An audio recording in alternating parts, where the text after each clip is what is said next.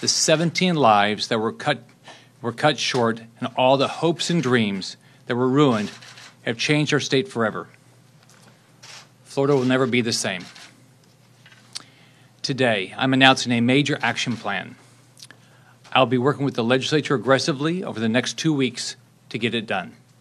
The goal of this plan of action is to make massive changes in protecting our schools, provide significantly more resources for mental health, and to do everything we can to keep guns out of the hands of those dealing with mental problems or threatening harms to themselves or others.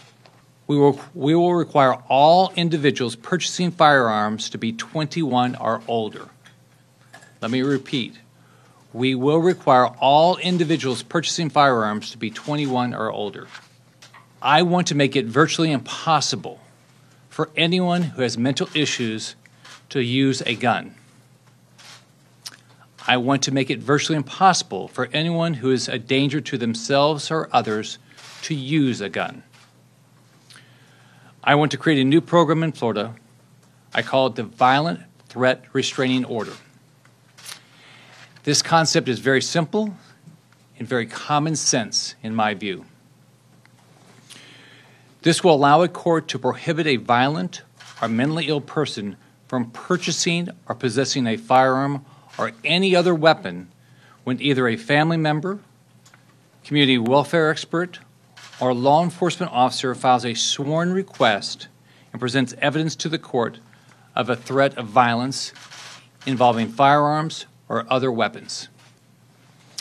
If a court involuntarily commits someone because they are a risk to themselves or others, they would be required to surrender all firearms and not regain their right to purchase or possess a firearm until a court hearing.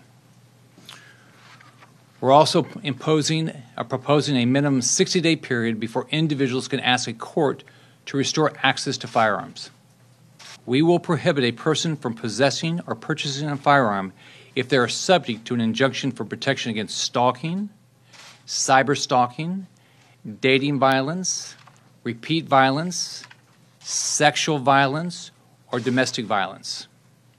Today, I'm calling for a mandatory law enforcement officer in every public school. These law enforcement officers must either be sworn sheriff's deputies or police officers and be present during all hours students are on campus.